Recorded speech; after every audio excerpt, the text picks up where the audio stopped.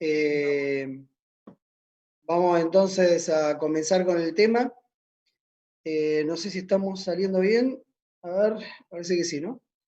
Bueno, si el dúo pensaba que los podía llegar a cansar, imagínense yo que es la séptimo lunes seguido que le estoy hablando. Así que bueno, pido que se concentren en el mensaje y no en el cansancio de escuchar al mismo mensajero.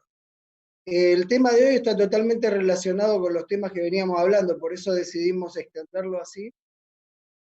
Vamos a ir por la Biblia, así que busquen la Biblia y vamos a usar un PowerPoint para tratar de hacerlo más didáctico al tema. Ahí lo voy a compartir.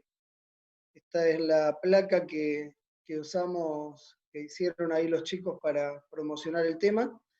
Y vamos a hablar hoy de la salvación en el santuario. Es un tema muy importante porque tiene que ver con la salvación nuestra, tiene que ver con algo que tiene aplicación práctica.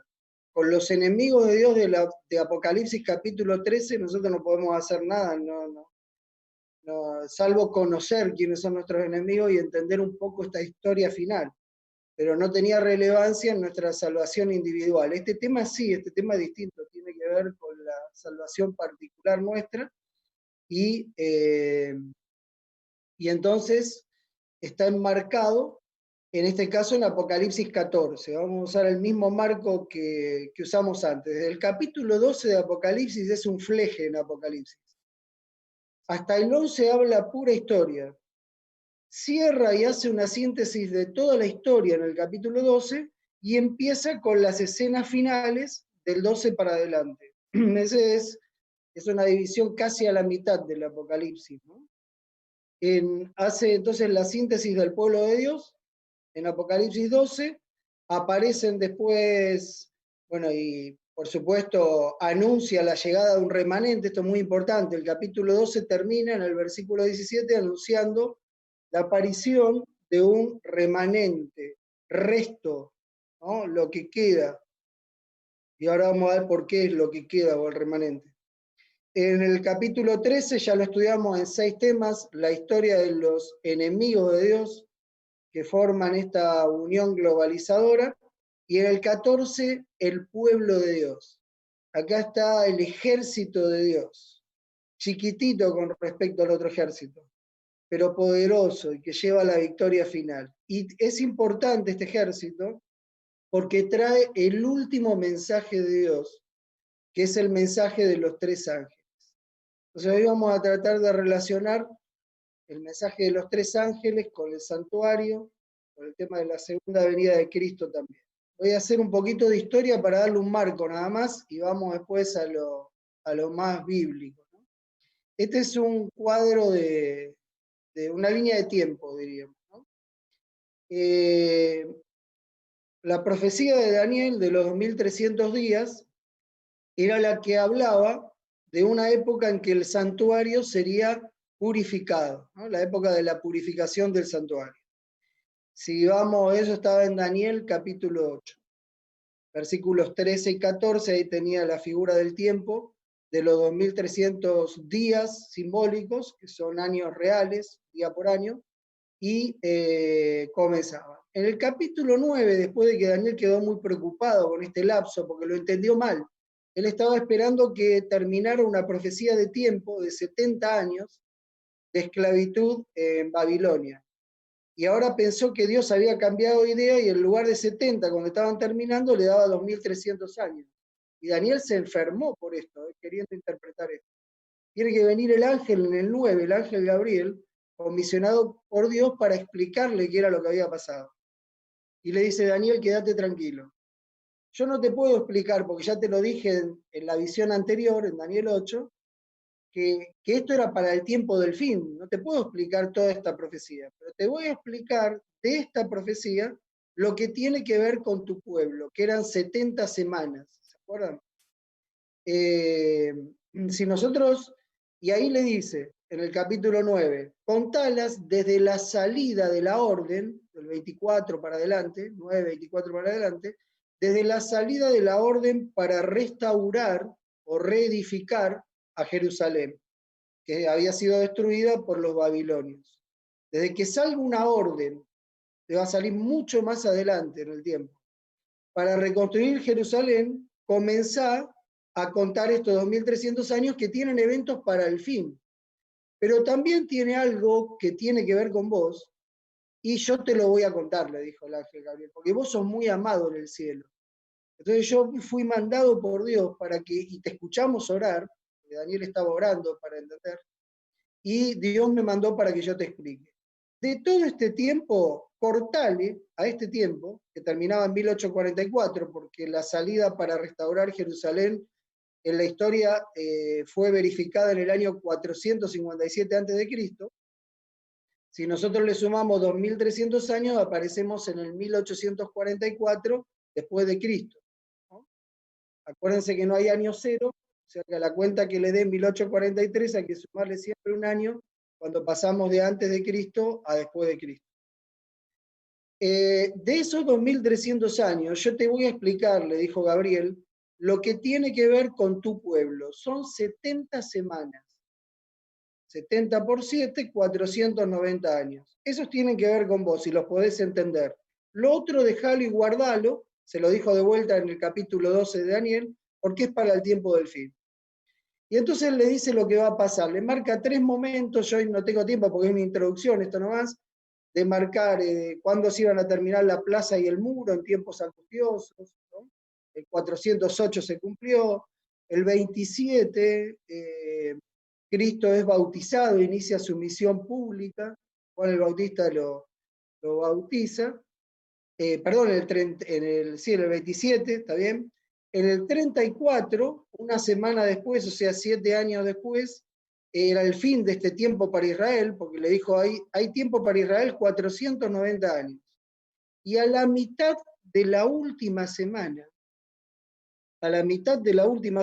esto nos habla del año 31 después de Cristo, se le quitará la vida al Mesías. O sea, hará cesar el sacrificio y la ofrenda.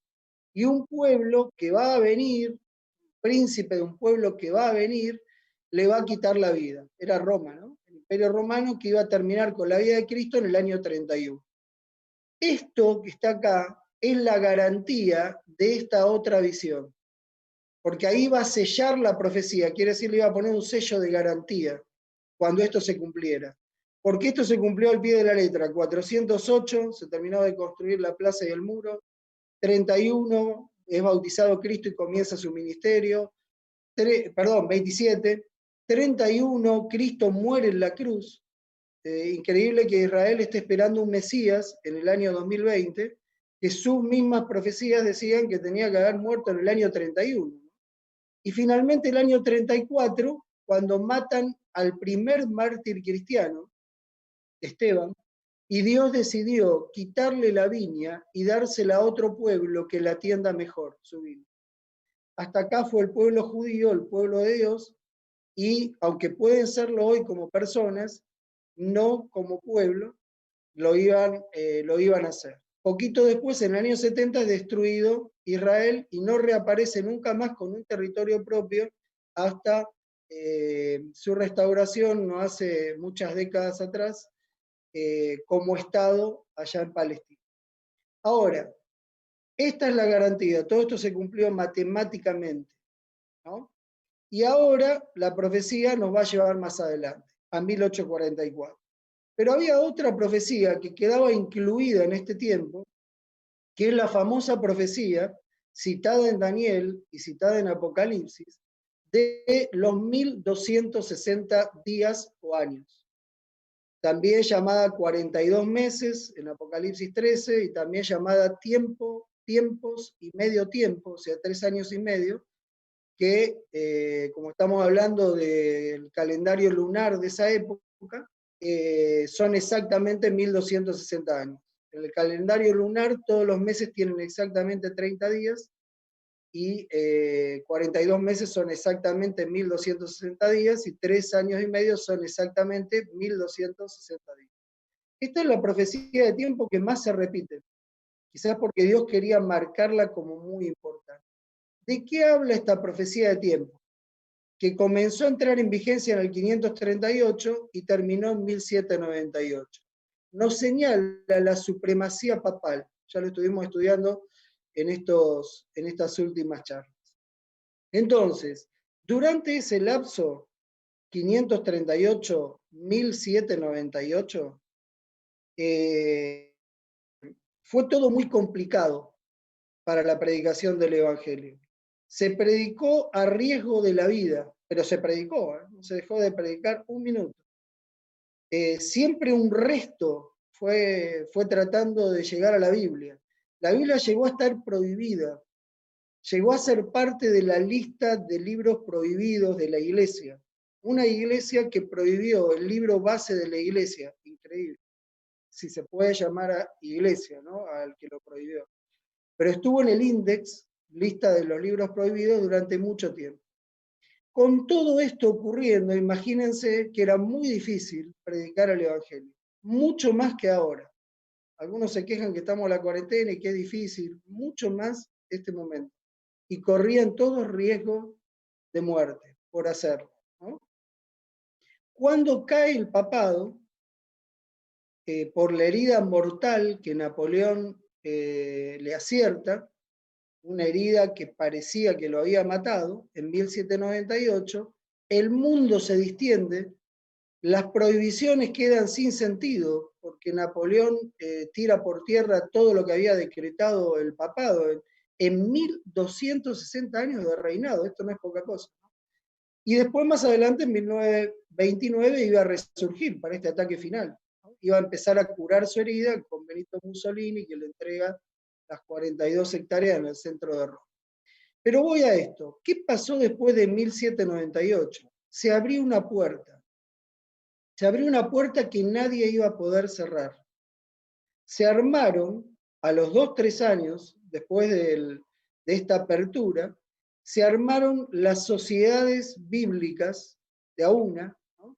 Que empezaron a promocionar, imprimir, promocionar y distribuir Biblias por todos los rincones de la tierra. Una puerta que jamás pudo ser cerrada. Por eso el enemigo ahora intenta otras estrategias del engaño, porque su estrategia fue, durante 1260 años, que nadie pudiera leer la Biblia. Ahora es que a nadie le interese o que no se entienda lo que se lee, ¿no? Entonces esa es otra estrategia. En el marco de haber abierto la Biblia, y de paso, el tiempo del fin comienza en 1798. Registren cuando la Biblia habla del tiempo del fin, comienza cuando el papado es quitado del medio. Lean el Espíritu de Profecía, los comentarios sobre el tiempo del fin. Una vez que el papado cayó, quedó todo libre, sociedades bíblicas distribuyó, la gente empezó a leer la Biblia, y con mucha avidez. Y en esa lectura de la Biblia fue apareciendo esta profecía de los 2300 años, que llevaba 1844. Pero no solamente eso, fueron apareciendo muchas cosas desde que se leyó la Biblia. Porque había que desenterrar una verdad que estaba metros bajo tierra, enterrada y pisoteada durante 1260 años. Entonces, el desafío para Dios era desenterrar la verdad para que se haga más pública que nunca y que todo el mundo pueda escuchar el verdadero mensaje de salvación, el Evangelio eterno. El plan de salvación que siempre había existido para la humanidad. Entonces, en 1844 pasan dos cosas importantes, en dos planos, el plano celestial y el plano terrenal, acá en la tierra, ¿no? En lo celestial es clarito, Daniel, el libro de Daniel, en el capítulo 8, versículos 13 y 14, que el juicio de Dios comenzaba en el cielo después de los 2300 días. Porque ahí dice que el santuario será purificado. Vamos a hablar de la purificación del santuario el otro lunes.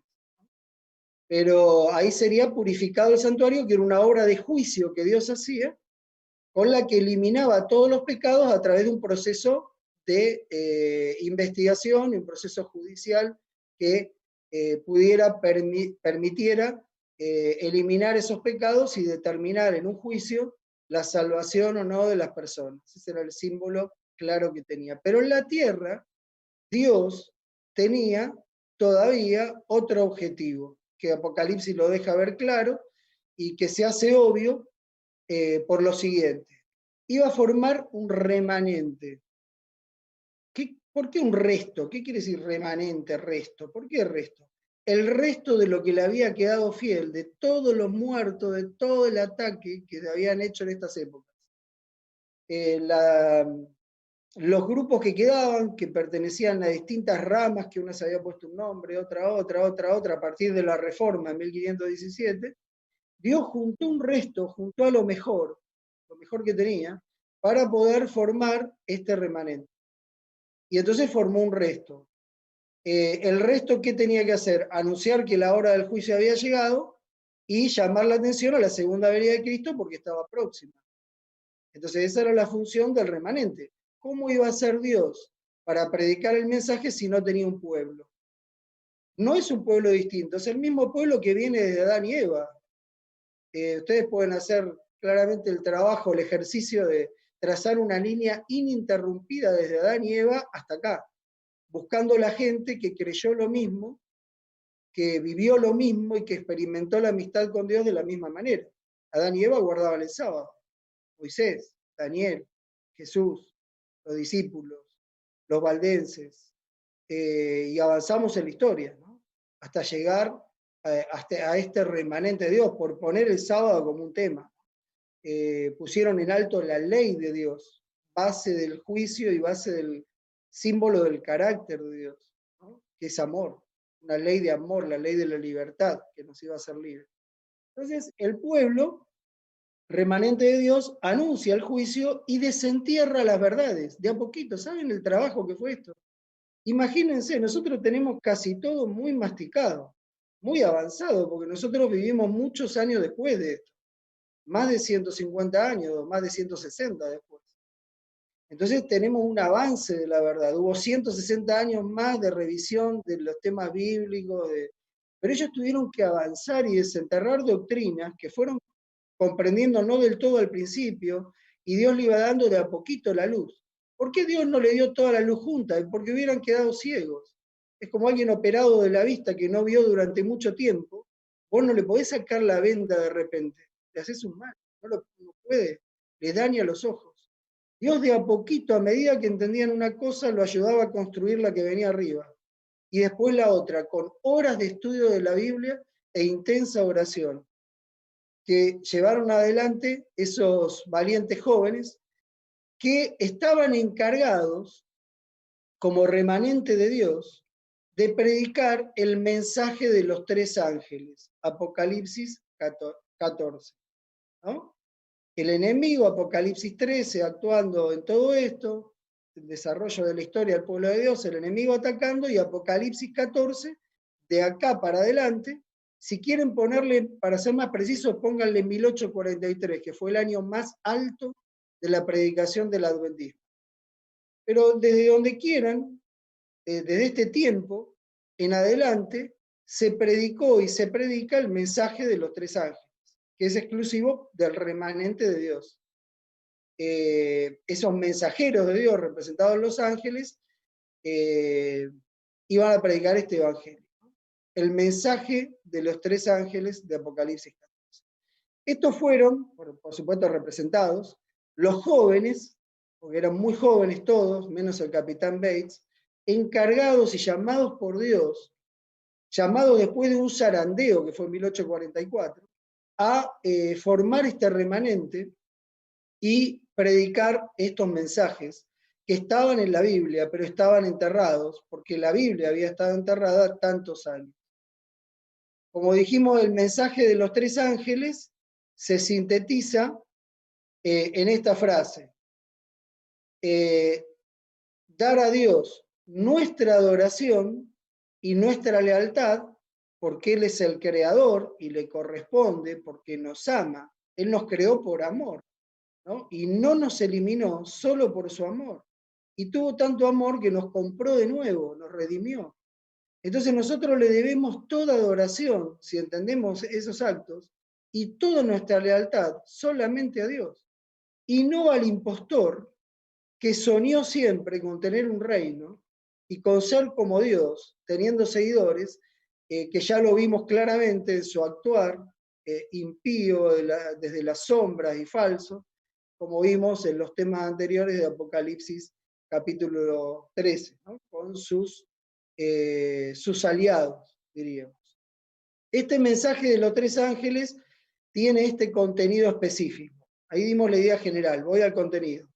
En medio del cielo, como ya lo vimos antes, vi volar a otro ángel que tenía el evangelio eterno y lo tenía que predicar a todos. Y además predicaba que la obra del juicio, además de predicar el evangelio eterno, predicaba que estábamos parados en la hora del juicio, que ha llegado en 1844, y que teníamos que adorar al Creador.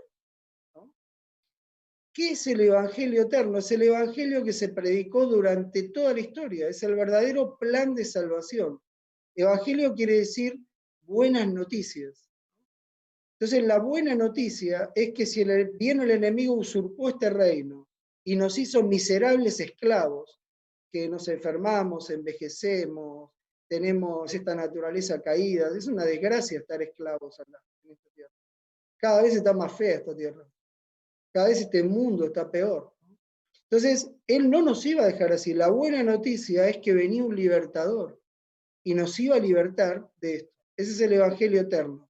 Y Dios nos enseñaba cómo íbamos a caminar para la salvación, para salir de esta esclavitud. Ahora lo vamos a ver. El segundo mensaje hablaba de la caída de Babilonia. De paso, este pueblo adventista predicó el primer mensaje. Le anunció a todos que en 1844 venía Cristo, anunció la venida de Cristo como nunca. Y la seguimos anunciando, ¿no? Habiendo ahora entendido el error del evento y no de la fecha. Ahora, ha caído Babilonia. Las iglesias que no aceptaron este mensaje, o sea, no las iglesias, sino muchos dirigentes de iglesia que no se plegaron a este movimiento adventista, fueron considerados Babilonia, porque vieron la plenitud de la verdad delante de sus ojos, pero ellos prefirieron aferrarse al poder que les daba su posición o a las teorías que habían tenido siempre y quedaron ahí.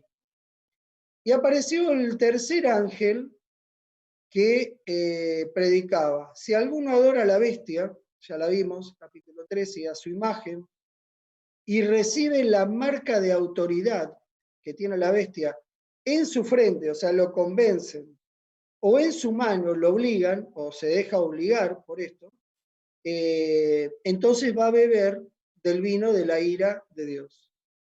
Y las palabras son terribles de ahí en adelante. Una advertencia muy fuerte, como un último llamado para que el pueblo, la gente entienda, ¿no? Que esto es un conflicto de adoración. La marca de la bestia, que aparece en Apocalipsis 13 y está relacionado con el día de reposo, que es la señal dentro de la ley y que señala a Dios como creador, y la imagen que se va a formar. ¿No? Entonces, ¿quién aparece acá? Los santos, el remanente. Acá está la paciencia de los santos. Ellos son los que siempre van a guardar los mandamientos de Dios. No van a dejar ponerse el sello de autoridad del enemigo o la marca de autoridad, sino que tienen el sello de Dios, ¿no? Y tienen una fe, una amistad con Jesús muy fuerte. Acá estaban ellos. El tema por el cual ellos pudieron entender todos los temas bíblicos, unirlos en un sistema de verdades y terminar de sacarle el polvo después de haber enterrado a todo lo que habían descubierto, fue el santuario. Esa carpa que iba por el desierto, que después se convirtió en un templo, cuando en la época de David y Salomón lo van a convertir en un templo, que tenía un mueble muy especial, que era el arca del pacto. Estos jóvenes hicieron una tarea importantísima, y yo quiero resaltarlo, porque la misma tarea que ellos hicieron, la tenemos que hacer nosotros. Y nosotros fuimos llamados, igual que ellos, al mismo pueblo, a la misma tarea, para que no deje de sonar la trompeta del tercer ángel y suene cada vez más fuerte. De los 3 ángeles, ¿no? Pero el tercero, el que resuena y vibra antes del tiempo del fin, está sonando. el arca de Dios, mueble principal de este santuario, debía ser puesta en alto, la que quedaba atrás de este velo, de distintos colores. Atrás del velo estaba el arca, en el lugar santísimo. Por eso el santuario está íntimamente ligado con el mensaje de los tres ángeles, y por lo tanto con el plan de salvación, porque para eso había sido dado este santuario, ¿no? Estos jóvenes fueron los encargados de levantar esta verdad y de mostrar el evangelio eterno a través del santuario. Y acá quiero decir algo que es importante. No hay ninguna doctrina, ninguna, que nosotros tengamos que sea más distintiva que el santuario. Ninguna. No hay ninguna que nos distinga de todos los demás. O sea, todas las compartimos con alguien, las doctrinas de la iglesia, ¿no? Las enseñanzas de la iglesia. Pero esta no la compartimos con nadie. Entiéndase lo que estoy diciendo, no la queremos compartir con todos, pero no la acepta nadie. Y esta es la que da sentido a todo, y fue la llave que ayudó a abrir todas las demás verdades. Porque este es el Evangelio eterno, explicado en el santuario. A nosotros no nos distingue el sábado, totalmente, porque el sábado lo guardan los judíos, por lo menos formalmente, los bautistas del séptimo día, algunos grupos evangélicos aislados. Esa no es la doctrina distintiva nuestra. La doctrina distintiva nuestra es el santuario. Y tenemos que saber explicar el santuario. Y tenemos que conocerlo para caminar nosotros a salvación. Porque si no, tenemos un grave problema. Eso nos hace distintos. Todas las iglesias dicen que enseñan la salvación de Dios. Algunos dicen, todos adoramos al mismo Dios, queriendo ser un poco ecuménico con todo. Está muy linda la frase. Es verdad, todos queremos adorar al mismo Dios. Ahora, si yo adoro un Dios que digo, es así, así, y a Dios quiere esto y esto, y el otro dice, no, Dios es así, así, y quiere lo otro y lo otro. Evidentemente estamos hablando de dos dioses distintos, porque Dios no quiere las dos cosas. O Dios no es de las dos maneras. Evidentemente la palabra Dios es la misma, pero quién es Dios es distinto para cada uno de los que predican, ¿no? Esas religiones. Vamos a la Biblia, Éxodo 25, 8 y 9, ahí Moisés recibe la orden de construir, primera vez, única que recibe la orden de construir esta carpa. Dice así, y harán un santuario para mí, está hablando Dios a Moisés, y habitaré en medio de ellos, del pueblo. Conforme a todo lo que yo te muestre, el diseño del tabernáculo y el diseño de todos sus utensilios, así lo haréis. Y uno dice, qué raro. De paso, Dios sintetiza la creación. Hoy me dijo alguien que está mirando, seguramente, sintetiza la creación en dos capítulos, pero del santuario habla en 60 capítulos, más o menos. O sea, lo da al detalle. Fíjense la importancia de esto. A Dios le parecía más importante enseñar el mensaje del santuario que cómo fuimos creados, que hay tiempo en la eternidad para que Dios nos explique más detalles de la creación. Los vamos a conocer. Pero no era tan importante para nuestra salvación como entender este mensaje que tenemos adelante. Santuario viene de la palabra santo, apartado, separado, para darle un uso especial. Entonces Dios, con este santuario, separó esta carpa, separó todo este sistema ceremonial para algo especial. ¿Qué era lo especial? Enseñar el evangelio eterno, el evangelio de siempre. En ese momento no había Biblia, o sea que para los israelitas y para la gente que vivía en ese entonces, esta era la Biblia. Esta era la manera como Dios iba a enseñar el plan de salvación. Y durante mucho tiempo, y hasta el día de hoy, es lo que nos marca, es la rectificadora, para los que saben de motores, Si el motor se daña, hay que rectificarlo. Y el parámetro de rectificación es este santuario. Si alguno comenzó a enseñar mal la salvación, tiene que volver este parámetro. Y tiene que enseñarlo, porque Dios no cambia, Dios es el mismo ayer, hoy y por los siglos, y el plan de salvación es el mismo para el Israel antiguo, para Adán y Eva, para nosotros y para todos los que estuvieron en la historia. Entonces, evidentemente, esto es muy importante, ¿no?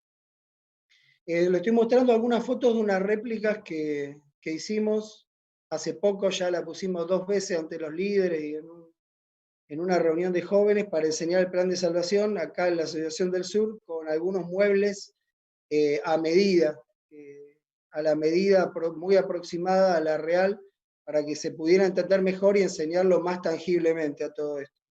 Vamos al libro de Hebreos, porque a mí me queda una pregunta después de leer Éxodo 25, 8 y 9. Me queda una pregunta. ¿Modelo de qué? Si teníamos que hacer un modelo, o hacerlo de acuerdo al modelo, ¿es al modelo de qué? Vamos a Hebreos capítulo 8, si me acompañan, en los versículos, podríamos leer, para no leer salteado el 5, después volver al 2, podríamos leer del 1 al 5 y después les leo el 11. Dice así. De paso quiero decir algo. A cualquier libro de la Biblia que ustedes vayan, les va a ser imposible entenderlo sin entender el mensaje del santuario. Todos los libros hablan del santuario. Todo Daniel está escrito en base al santuario. Los animales son animales del santuario, la purificación del templo del santuario, todo. Apocalipsis es todo el santuario. Se vio en el arca, las tablas de los 10 mandamientos, el altar del incienso, que salió humo. Es todo santuario. Isaías, Miqueas, Ezequiel. Vayan por donde ustedes quieran de la Biblia, y la Biblia está estructurada arriba de este mensaje del santuario, de este evangelio eterno, porque esa es la base, la estructura. Dice así, el libro de Hebreos, otro libro puramente basado en el santuario. Ahora bien, el punto principal de lo que venimos diciendo, viene razonando sobre cosas del santuario, es que tenemos tal sumo sacerdote del santuario, el cual se sentó a la diestra del trono de la majestad en los cielos, ministro del santuario, está hablando de Cristo, y de aquel verdadero tabernáculo, sinónimo de santuario o de carpa, que levantó el Señor y no el hombre. O sea que hay un santuario que es celestial, levantado por Dios, que no lo levantó ningún hombre. No está hablando, deja claro el autor que no está hablando del santuario de la tierra. Sigue, versículo 3, porque todo sumo sacerdote está constituido para presentar ofrendas y sacrificios, por lo cual es necesario que también éste tenga algo que ofrecer. Primero ofrecía para, como era un ser humano, por su limpieza. Así que si estuviese sobre la tierra, Cristo, ni siquiera sería sacerdote, habiendo aún sacerdotes que presentan las ofrendas según la ley, los cuales sirven a lo que es figura y sombra de las cosas celestiales. Este santuario terrenal es una sombra que se proyecta, o una figura de las cosas celestiales, ¿no? Y sigue diciendo, como se le advirtió a Moisés cuando iba a erigir el tabernáculo, diciendo, mira, haz todas las cosas conforme al modelo que yo te he mostrado en el monte, lo que leímos recién en Éxodo 25. O sea, lo conecta directamente para que no queden dudas. Yo elegí solo pocos versículos para que no usemos mucho tiempo, se puede leer todo hebreo si queremos. Pero vamos al 9:11, si me acompañan. Hebreos capítulo 9, versículo 11.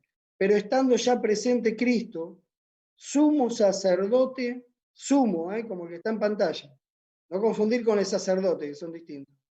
Sumo sacerdote de los bienes venideros por el más amplio y más perfecto tabernáculo, no hecho de manos, es decir, no de esta creación. No de esta creación. Ustedes se pueden preguntar, ¿cómo siendo Dios tan claro con esto, que hay un santuario en el cielo del cual el otro es una copia, ninguna religión, de todas las religiones que dicen seguir a Dios, llegó a leer esta parte y entendió que había un santuario celestial? ¿Será que hay poca búsqueda del Señor en la verdad de la Biblia? Yo entiendo a Dios a partir de la verdad bíblica, ¿no? Acá está el santuario. Esto es lo que Dios le indicó. Después empiezan todos los detalles. Lean después Éxodo 25, 26 en adelante, sigan. Y va a estar el detalle, el terrible detalle de cada parte, de cada mueble, de cada cosa, cómo había que trasladarlo, hacerlo, ponerlo, de qué material, todo. Y con las ofrendas que el pueblo trajo, como Dios pidió, se hizo esto. El pueblo acampaba alrededor del santuario. Esto es muy, muy importante también. En el corazón del pueblo estaba la esperanza de la salvación. Porque esta es la esperanza. ¿Qué es esto? Esta es una actuación que invade los 5 sentidos, y me enseña cómo Dios nos salva, por los 5 sentidos. Porque nosotros somos seres que tenemos mucha vida interior.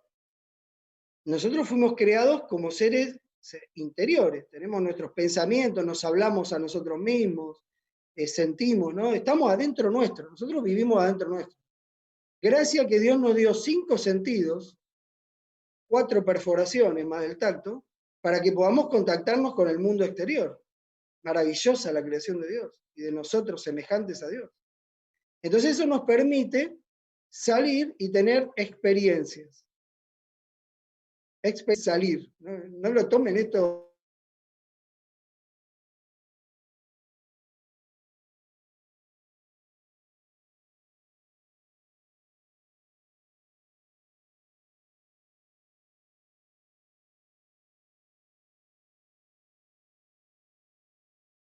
Nos traen lo que vivimos y nos traen conocimientos. Y nosotros traemos para adentro conocimientos o pensamientos que a veces lo tenemos que corregir, porque las malas experiencias nos ponen malos.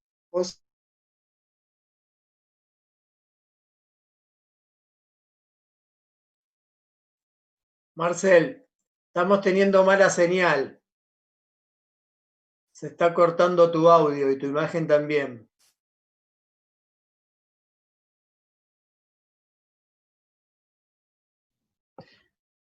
Parece que se le acaba de cerrar, Ale. Ah, ok. A ver, aguantemos que haga un llamado.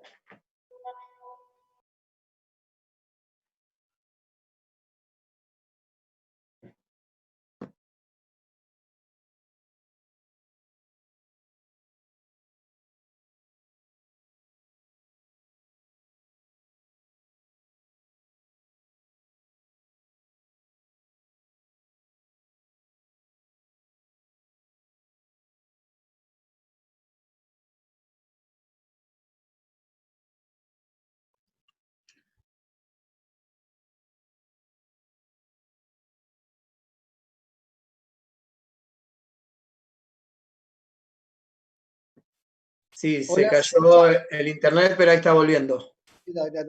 Sí, se me cayó internet. Vamos, oren para que podamos seguir y no se nos siga cayendo.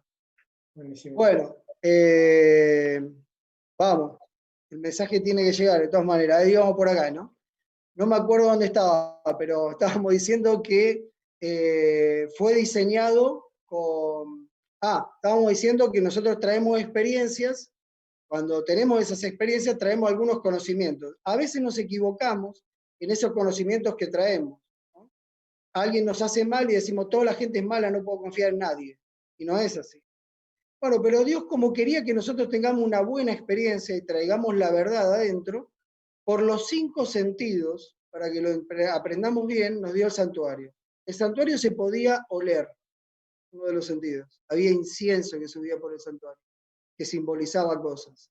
Se podía ver, era principalmente visible. Se podía oír todos los ruidos del santuario, los cantos del santuario, todo.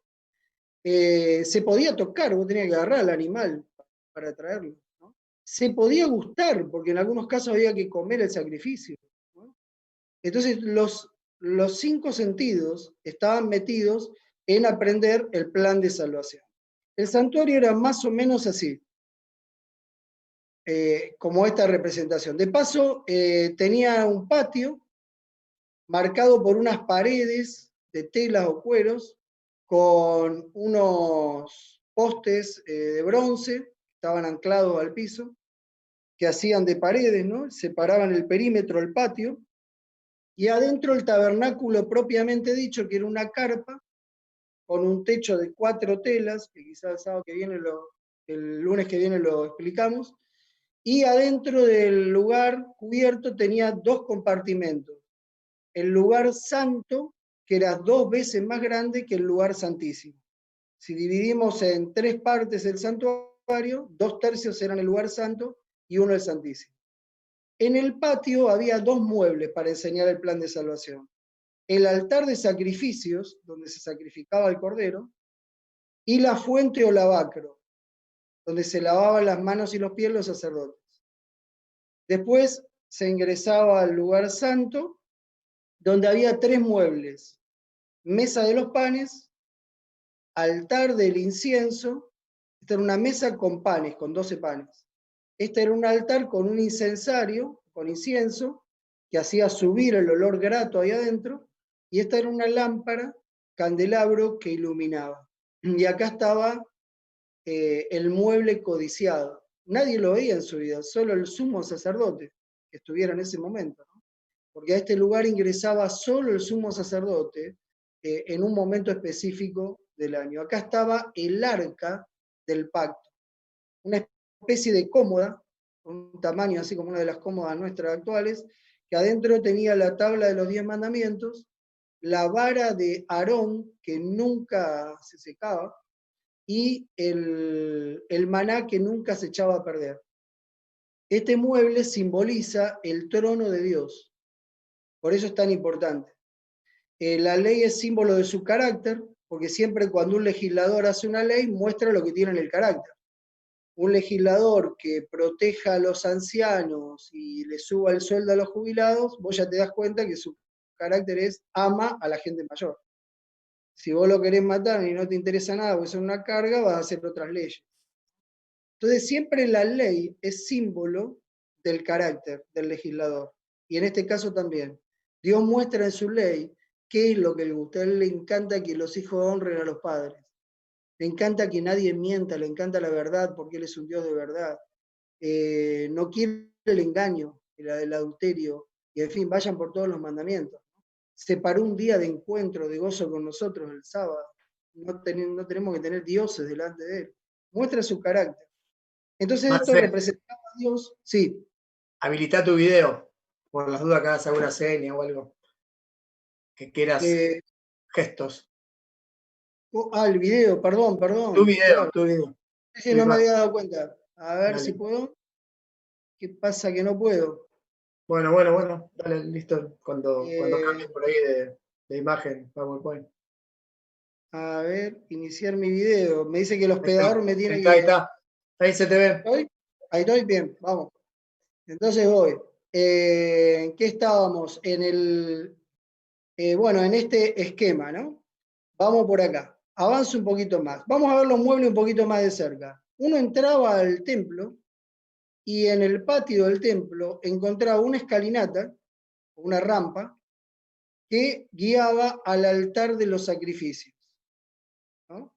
En este altar de los sacrificios, que arriba tenía un enrejado y que siempre tenía fuego adentro, que consumía las víctimas, ahí entonces se hacía el sacrificio del cordero. De paso, todo el fuego de este altar, o sea, todo el fuego del santuario se sacaba de este altar.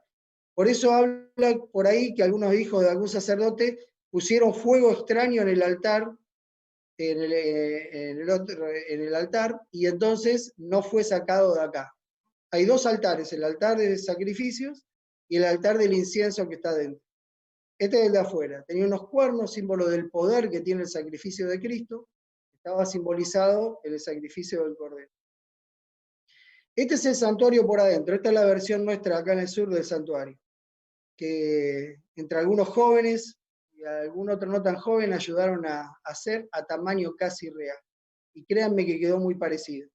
Cuando uno entraba al lugar santo encontraba la mesa de los panes. Ahora vamos a ver qué simboliza. El altar del incienso y el candelero o candelabro de los 7 brazos. Los sacerdotes oficiaban siempre hasta acá, y acá podía entrar solo el sumo sacerdote. Acá está corrido el velo, que nunca estaba corrido, nosotros a manera didáctica, y atrás estaba el arca del pacto. Este es el arca de la alianza, de la amistad, del pacto que nosotros hicimos con Dios, que es la fe, ¿no? Nuestro pacto con Dios, un pacto de fe. Ahí están un poquito más de cerca los muebles, y ahora les comento qué se hacía. Lo que vamos a ver nosotros hoy era el servicio diario del santuario. Después estaba el servicio anual, que el servicio anual lo vamos a ver el lunes que viene. Ahora vamos a ver el servicio diario, lo que se hacía todos los días, ¿no? En el santuario. Acá está el mueble que les decía yo, que simboliza el trono de Dios. Ese trono de Dios, que es majestuoso, nosotros no llegamos ni a imaginar. Lo vieron, por ejemplo, Isaías capítulo 6, lo vio, por ejemplo, Juan, Apocalipsis 4 y 5, y lo describen igual casi, como podían. Qué difícil debe haber sido para ellos tratar de explicar lo que vieron, materiales extrahumanos, muy superior a lo humano, ¿no? Sobrehumanos, y trataban de explicarlo. Eso era como oro, refulgía como jaspe translúcido que era de colores, y no pudieron explicar bien lo que vieron en ese trono, pero quedaron deslumbrados por el trono precioso de un Dios precioso. Y les dio placer estar ahí. Y me imagino que cuando bajaron a la tierra, como Elena de White, después de tener alguna visión, dijo: yo no quería estar más acá, era todo oscuro acá. Eso era muy luminoso, era algo precioso. Yo no podía estar más acá, no podía ser más feliz en este lugar. Yo pienso que ellos pensaron lo mismo. Vamos entonces a esto. ¿Qué enseñaba el santuario? El plan de salvación. ¿Qué quiere decir plan de salvación o plan de rescate o de redención o rescatar? Quiere decir que nosotros quedamos esclavos, como dije al principio, en este mundo que está acá afuera. Afuera del santuario está representado el mundo de pecado y nosotros perdidos en el mundo con nuestros pecados. ¿Cómo puede? Ahora la pregunta que va a responder el plan de salvación. ¿Cómo puede un hombre lleno de orgullo y egoísmo, que nace con ese cáncer en el corazón, con esa concupiscencia, lo llama la Biblia esto, la atracción al pecado que nosotros tenemos? ¿Cómo puede un hombre así pararse algún día delante del trono de Dios, simbolizado en el arca? Ahora estamos mirando el santuario como con un dron desde arriba, ¿no? Un plano de santuario desde arriba. ¿Cómo puede un hombre pararse delante de semejante Dios sin ser fulminado por la gloria de su esplendor y por lo hermoso y poderoso que es? ¿Cómo puede? Porque no hay lugar para el pecado en la presencia de Dios. Pecado quiere decir separación, la palabra pecado. El pecado nos separó de Dios. Por eso necesitamos religarnos, religión, religare, ¿no? Religión. Necesitamos religarnos porque estamos separados de Dios. Pero la religión es el puente que me va a enseñar cómo llegar hasta acá.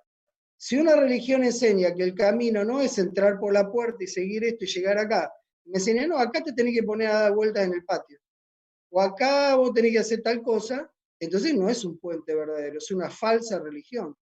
La suma de las falsas religiones forman Babilonia, una confusión. No son puertas del cielo, son confusiones. Fíjense qué importante, traten de ver, qué es esto para nosotros. Porque acá está en juego la vida, y acá hay un solo pueblo que conoce el camino. No porque Dios nos haya revelado solamente a nosotros, sino porque solamente nosotros estuvimos dispuestos a ver este camino y a estudiarlo como Él lo había revelado para todos en la Escritura. Entonces, el santuario está dividido en 3 partes, porque el proceso de la salvación sigue 3 pasos. O si lo quieren decir de otra manera, la salvación sigue 3 procesos. Este era un velo, por supuesto el velo no abarcaba de lado a lado, yo para dividir en 3 partes nomás, ¿no? Lo estiro al velo. Este era un velo de entrada a la carpa, y este era el segundo velo, el velo que separaba del lugar santísimo. Este era el patio o atrio. Atrio y patrio quiere decir lo mismo. O sea, no se confunda con esta palabra antigua atrio, póngale patio si le resulta mejor. Patio descubierto. Después venía el lugar santo y después venía el lugar santísimo.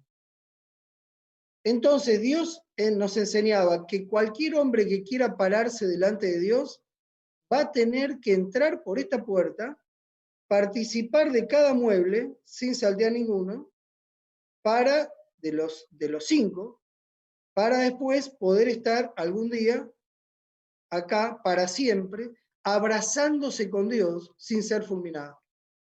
¿Cómo puede un hombre sin gloria? Nosotros teníamos una vestimenta de luz cuando fuimos creados. El hombre tenía gloria porque era hecho imagen de Dios. Dios tiene una luz. Todos los que describieron el trono de Dios, los que nombré, dicen que de él salía una luz que no lo podían ni ver de la luz que salía.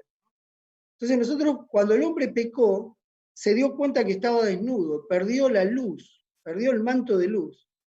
Tiene que recuperar esa gloria para poder estar con él y mirarlo cara a cara. ¿Cómo puede hacerlo? Porque solo no puede. El hombre intenta solo. Salvación por obras no es el camino. Hay una iglesia que enseñó salvación por obras, ¿no? Y le enseña. Y no es el camino. El primer paso de un pecador para poder estar delante de Dios es lo que la Biblia llama justificación y que opera a través de la fe. Justificación por la fe, ¿no? Lutero lo redescubrió en el medio del entierro. En el medio del entierro de la verdad, los 1260 años, Lutero redescubrió la justificación por la fe. También Wycliffe y Jerónimo y Hus, los prerreformadores, habían visto un poco de luz. Lutero y los que vinieron después clarificaron más la luz, ¿no? Pero todavía no llegaron a entender quizás todos los detalles, pero fueron, ¿no? Y lo básico lo entendieron. El hombre tenía que ser justificado. Lutero dejó claro que ningún hombre se podía justificar por sí mismo. Solo Dios podía ayudarnos en este proceso de justificar. Justificación viene de justicia, o sea que el hombre tiene que ser hecho justo. Un hombre injusto no se puede parar delante de Dios sin ser destruido. No puede. Entonces lo primero que el hombre tiene que hacer es buscar la justicia para que él sea declarado justo. ¿Qué pasa en la justificación por la fe? Dios me libera de la culpa del pecado, porque el pecado tiene culpa. De paso, no hay culpa original. Esa es una enseñanza equivocadísima de la abominación desoladora. Los bebés no nacen con pecado, por eso no necesitan ser bautizados, con culpa de pecado. Nacen con las consecuencias del pecado, pero no tienen culpa de pecado porque no son conscientes. Y Dios no culpa de pecado al que no es consciente del pecado que está cometiendo. Si alguno de ustedes durante su vida no guardó el sábado y después viene a la luz a entender que es un día separado para Dios y lo guarda, Dios no le va a contar por pecado todos los sábados que usted no estuvo en relación con Dios. Es lógico, ¿no? Porque no hay conciencia de pecado. Un bebé no tiene conciencia de pecado. Por eso no tiene que ser bautizado. Para nada. Y como no lo podés sumergir, inventas tirarle gotas en la cabeza. Y baptizo quiere decir sepultura. Bautizar quiere decir sepultar en una tumba líquida. Y el símbolo es que tiene que morir el viejo hombre para resucitar uno nuevo. Como al bebé no lo podés meter en el agua, le tirás unos terrones de tierra en la cabeza. Eso no es enterrar un viejo hombre. Y aparte el bebé no tiene un viejo hombre, no tiene culpa de pecado. Yo fui bautizado de bebé, porque mi mamá pertenecía a la religión tradicional, ¿no? Pero no tuvo ningún valor, salvo la intención de mis padres, que habrán estado tranquilos porque pensaron que tenían que hacerlo así, ¿no? Un beneficio para ellos, que se sintieron contentos, pero a mí no me hizo absolutamente nada. Yo tuve que decidir bautizarme, ¿no? Y dejarme sepultar por Cristo y resucitar a un nuevo hombre. Pero bueno, vamos a ver entonces qué implica la culpa de pecado. La culpa, ¿no? ¿Cómo empieza este proceso? ¿Quién toma la iniciativa?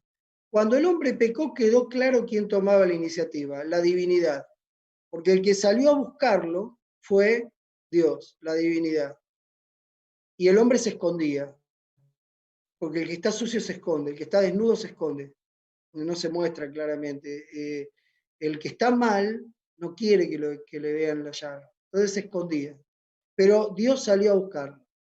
¿Cómo sale a buscarnos a nosotros Dios? Porque todos nosotros pecamos. No hay justo ni a uno, porque todos pecamos, ¿no? A la manera posterior a Adán. Entonces, ¿cómo es esto? Primer paso. El Espíritu Santo, empecemos a valorar al Espíritu, ¿no? Como decíamos en algún sermón que también me tocó compartir con ustedes, tenemos que hablar más del Espíritu, dice Elena de White, pensar más y pedir su poder, porque Él es el que va a obrar el reavivamiento final. El Espíritu Santo es el que da el puntapié de la salvación. Y uno dice, pero ¿y cómo lo hace? La divinidad decidió que cada cabeza humana, que cada persona que nazca sobre la tierra, en su cabeza llevara algo que nosotros llamamos conciencia. Conciencia. Que nos ayuda a distinguir lo bueno de lo malo. Esto estoy hablando para una conciencia rectificada, pura. Yo puedo llegar a pervertir la conciencia o cerrarla. Pero la conciencia es una sucursal que Dios tiene en todas las cabezas, en los procesos tal vez químicos y eléctricos del cerebro. En algún lugar se produce mágicamente, o sea, mágicamente, no sé si es la palabra, sobrenaturalmente diríamos, ¿no? Dios colocó la conciencia en las personas. En la conciencia, el Espíritu Santo tiene su lugar. Cuando yo hago, digo o pienso algo que está mal, que es pecado, que me separa de Dios, que no está conforme al carácter de Dios, que no armoniza con lo bueno que es Dios, con el amor, que es la síntesis de la ley, entonces Él me inquieta. Y ojo que yo dije, piensa, siente, dice, porque el pecado, creo que lo dije en el sermón, no me acuerdo bien, el pecado es mucho más que un acto, no es un acto. Es una condición interior del ser humano. Es una naturaleza que está formada por dos componentes, el orgullo y el egoísmo. El orgullo viene por un oído y me dice, yo soy más. Y el egoísmo viene por el otro y me dice, todo para mí. Nacemos así, ustedes vean un nene jugar con otro. Un nene no le quiere compartir los juguetes al otro. Y uno dice, si es una criatura, no tiene pecado, sí, pero tiene la naturaleza, no tiene culpa de pecado. Por eso no tiene que ser bautizado. Pero tiene la naturaleza caída. Él quiere todo para él, porque él es más, él es el primero. Y ni les cuento cuando crecemos. Y no les tengo que contar porque somos todos pecadores y conocemos muy bien la fuerza del orgullo y el egoísmo, la raíz de todos los males. Entonces, cualquier pecado que ustedes busquen es una mezcla en distintos porcentajes de orgullo y egoísmo. El que roba, el que adultera, todos quieren todo para ellos y creen que ellos son más, y así se justifican. Entonces, esa es la esencia del pecado. Pablo y la Biblia en general lo describen con una palabra.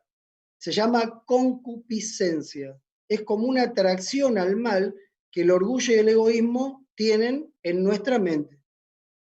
Así como el espíritu trabaja en la mente para tratar de salvarnos, da el puntapié inicial, empieza ahí porque lo primero que nos tomó el enemigo es la capital, la mente, de donde yo defino todas las cosas. Entonces, esto es una lucha por la posesión de mi mente, diríamos, entre el bien y el mal. Entonces, viene el Espíritu Santo y me hace ver mi pecado, porque el Espíritu Santo me convence de pecado, de justicia, la necesidad que tengo de justicia, y de juicio. Porque vamos a ver en la vez que viene que hay un juicio de Dios en el santuario, ¿no? En 3 etapas también. Entonces, Cuando el Espíritu Santo me convence, me muestra mi condición real. Y lo hace poniéndome un espejo, que es la ley. Por eso dice que la ley es como un espejo. Yo me veo lo horroroso que estoy y no me puedo limpiar con el espejo. Los legalistas se quieren limpiar con el espejo. Yo tengo que ir al agua para limpiarme y al jabón. O sea, la sangre de Cristo que me limpia de todo pecado. Por eso la ley me conduce a Cristo. El espejo me conduce al agua. O a la limpieza, a la necesidad de limpieza. Y entonces el Espíritu Santo me muestra que estuve mal. Supónganse que alguien trata mal a sus padres, ¿no? Y le dice de todos los padres porque se enojó con el padre y todo. A la noche va a dormir y dice, y está tranquilo ahí, ¿no? Y capaz que tenía razón porque el padre le hizo algo que estaba mal o algo. Pero a la noche cuando va a dormir, el Espíritu Santo que trabaja, y ahí le puede hablar porque tiene más silencio en la cabeza, siempre le puede hablar, pero ahí le habla más tranquilo, mejor, más profundamente. Ahí le dice, ¿está bien cómo actuaste? ¿Está bien lo que sentiste, lo que dijiste, lo que pensaste? Y entonces me empiezo a ver monstruosamente. Y entonces me entra a desesperar y quiero revertir lo que dice. Ese proceso de que me cambia la mente, y primero odié y le dije de toda la persona, y ahora lo veo distinto, ese proceso se llama arrepentimiento, primer paso de la salvación. Esto lo experimenta, yo lo puse ahí porque no me daba el lugar, pónganlo afuera del santuario, lo experimenta la persona, cualquier persona, perdida afuera en el mundo, en el santuario, afuera del santuario, está fuera del santuario. ¿Qué quiere decir arrepentimiento? En el Antiguo Testamento la palabra significa cambiar el rumbo. Pero en el Nuevo Testamento la palabra metanoia, para que se entienda mejor, es la misma idea, pero para que se entienda mejor en un pensamiento más griego, como era el del Nuevo Testamento, le pone la palabra metanoia. Meta, cambio o transformación. Fíjense que, por ejemplo, metamorfosis es cambio de morfo, forma, en griego, pero esto no es cambio de forma. Esto es meta, nous, noia, que viene de nous, mente, pensamiento. Cambio de pensamientos, eso es el arrepentimiento.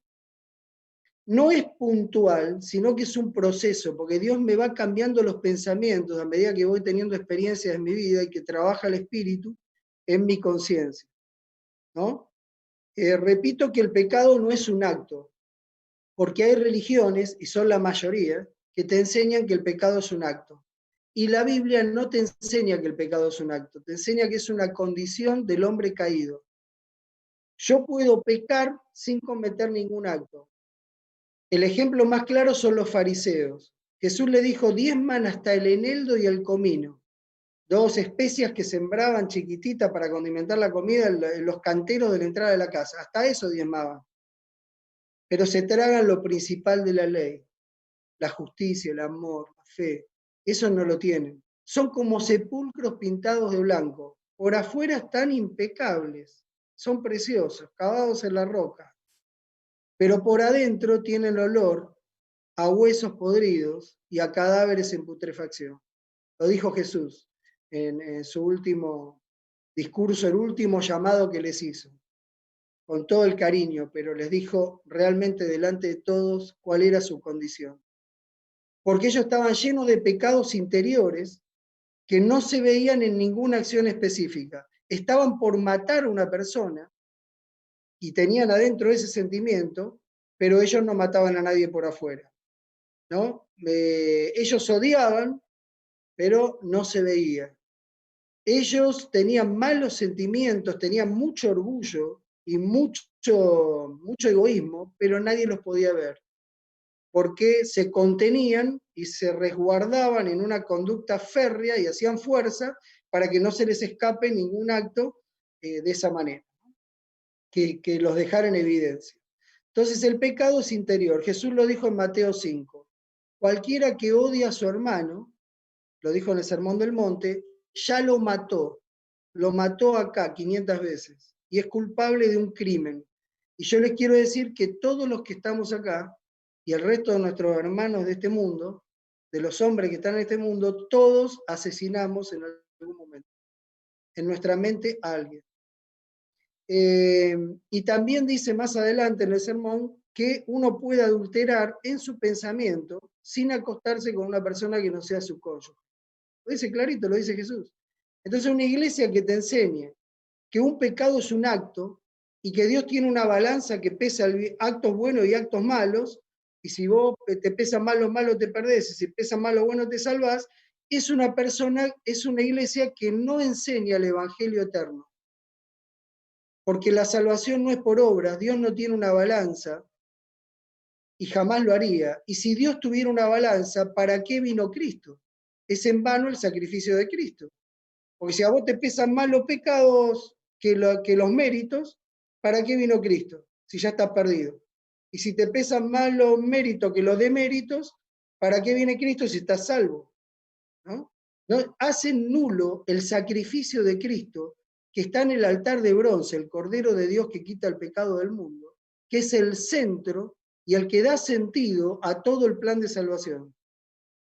Esa iglesia que instaló la abominación desoladora, quizás la vez que viene pueda especificar en qué momento lo instaló, porque lo dice la profecía, en qué momento instaló la abominación desoladora, quizás esa iglesia que instaló todo esto te enseña así, pero ese no es el evangelio eterno. Esa es la abominación desoladora, la blasfemia más grande y el pisoteo del santuario más grande que se hizo en la historia de esta humanidad. Y déjenme ser claro hoy porque está en juego la salvación de todos nosotros y el mensaje que tenemos que predicar, porque este es el evangelio eterno para predicarlo a toda la nación. Entonces vamos a verlo claro en este santuario. Primer paso, el hombre tiene que cambiar la manera de pensar ayudado por el Espíritu Santo. Si no, no hay manera. Si yo me voy cauterizando y digo, ya sé que hoy me sentí mal, lo vuelvo a hacer, vuelvo a caer, vuelvo a pensar así, defectos de carácter que no cambiamos nunca, son pecados, ¿no? Entonces yo me voy a endurecer de tal manera que mi conciencia va a tener como un bloqueo de roca y no va a dejar que la voz del Espíritu, la voz simbólica, yo nunca escuché palabras claras, pero me sentí mal cuando pensé, dije, hice algo que estaba mal, o me sentí bien cuando hice algo bueno, porque el Espíritu me aprobó o me desaprobó. Entonces, así experimentamos el primer paso. Un pecador sinceramente arrepentido viene, toma un cordero, porque Dios se lo indicó así, vamos a hablar de sacrificio clásico, sacrificio diario por los pecados de las personas.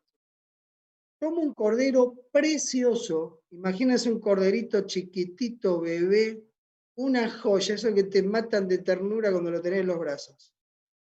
Entra en el santuario. Yo pienso que entraban, me lo quiero imaginar así, los más sensibles, porque ya habían sido sensibles a la voz del Espíritu, yo creo que entraban llorando. Porque no podés entrar así nomás. Subir las escaleras del altar, colocar sobre el enrejado al corderito que silenciosamente, como un cordero fue llevado al matadero, como dice Isaías, enmudeció y no abrió su boca.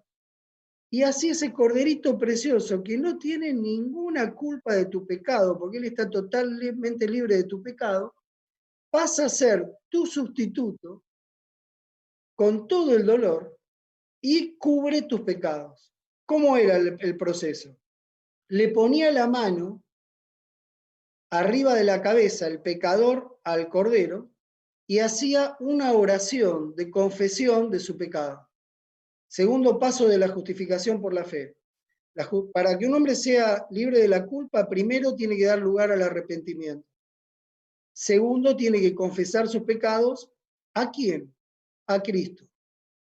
¿Qué me dirían ustedes si yo les digo, si yo armo una religión que les digo que ustedes no le tienen que confesar al Cordero los pecados, se lo tienen que confesar al sacerdote que estaba parado acá, que no escuchaba nada porque la confesión era silenciosa entre el pecador y el Cordero?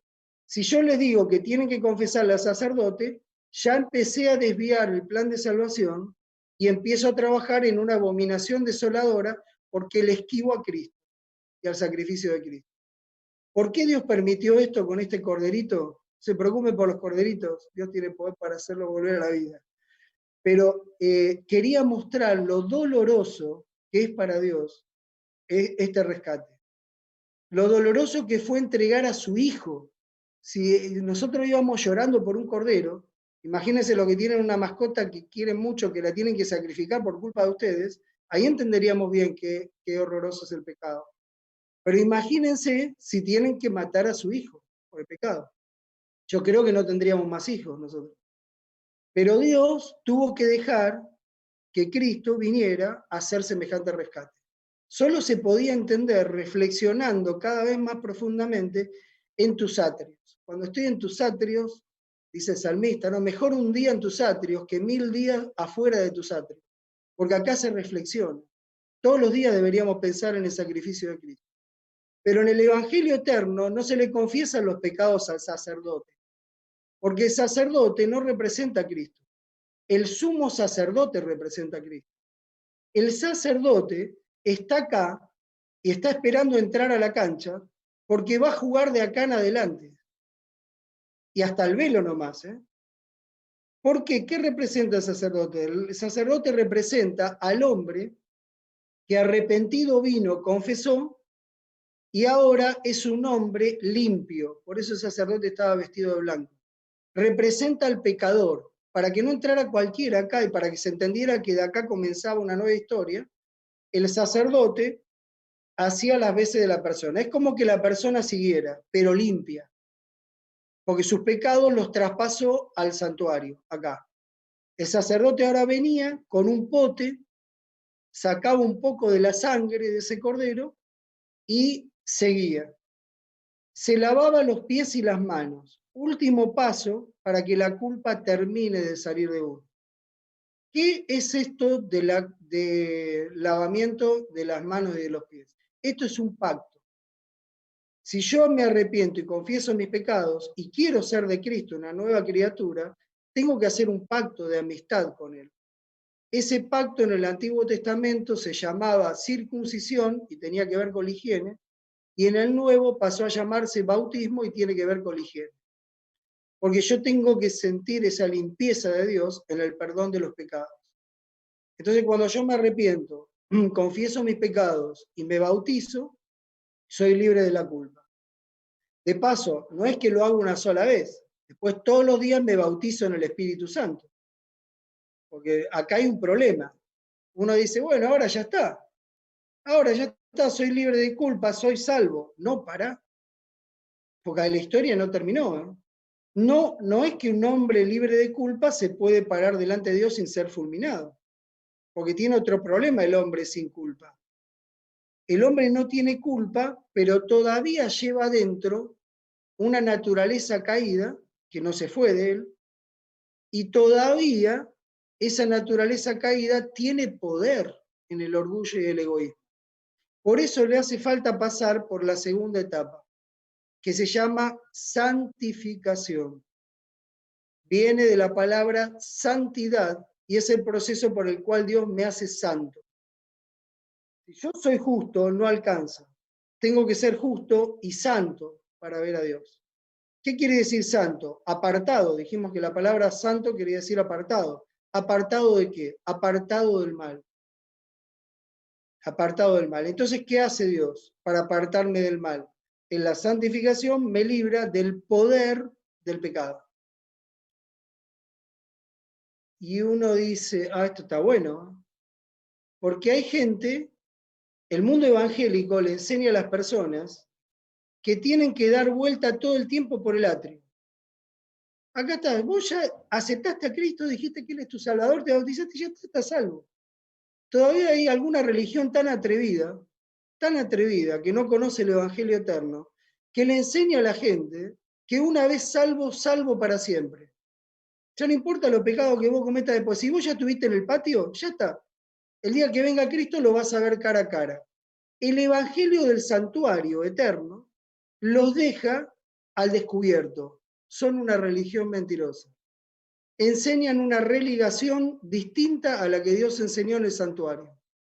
Fíjense cómo van cayendo al lado nuestro los planes de salvación alternativos con el que el enemigo desvía a las personas. ¿Se entiende? Yo no sé cómo van a hacer, ellos creen que hay alguna garrocha, que van a hacer un salto con garrocha y saltar el lugar santo y entrar por el techo para llegar acá. Porque no se dan cuenta que en el plan de salvación hay una cosa más en el medio. Yo no sé cómo hacen. De paso, son libertinos, ¿no? Porque a ellos no les interesa nada, les interesa el cambio. Aceptate a Cristo, viví como quieras. Tomar alcohol, no hace nada, el cuerpo, templo del espíritu, no, eso era para los de antes. A los de antes los salvaba Dios, pobres los de antes, ¿no? Antes tenían, parece, más restricciones que ahora que somos libres en Cristo, por la muerte de Cristo. ¿Qué teoría, por favor? ¿Qué engaño? ¿Qué pisoteo del santuario? Los libertinos son los que quieren llegar a ver a Dios sin pasar por la santificación. Y los legalistas son los que quieren entrar al lugar santo sin pasar por el lugar del atrio. Ellos no tienen el sacrificio de Cristo, no lo aman, no lloraron por Cristo, no entendieron la gravedad del pecado y no hicieron nada. Ellos quieren mostrar que las acciones de ellos son santos, los fariseos. Entonces, tienen una santificación hueca, falsa. ¿Por qué? Porque tampoco entendieron, los fariseos en este caso, y los saduceos de la época de Cristo y los actuales, que hay que participar de acá. Ellos pasaron de largo por acá, por el patio, se metieron acá. Cristo no los tocó para nada, no reflexionaron para nada, no les cambió la mente, no pasó nada acá. No pasó nada, ellos no son libres de culpa. Quieren ser libres del poder, pero tienen la culpa del pecado, no pueden. Y al revés, los libertinos. No, todo, ¿no? No, pero es así, Dios al final te va a perdonar. Es flexible, ¿no? Como que Dios no fuese santo, Dios es misericordioso, no flexible. Es misericordioso, tiene un amor que yo no lo puedo entender. Y gracias que ninguno de nosotros fue Dios, porque estaríamos todos perdidos. Está lleno de misericordia y de amor, pero es un Dios de justicia, que me ayuda en la santificación, no me la pide a mí, me la ofrece a mí. Y me enseña cuáles son los caminos para recibirlo, porque la santificación es un regalo. El don del Espíritu Santo, fíjense que el Espíritu Santo da el puntapié, seguimos, ¿no? Y actúa, pero también, y me bautiza en el Espíritu, además, todos los días, pero también actúa en el segundo compartimento, porque Él es el que produce la santificación.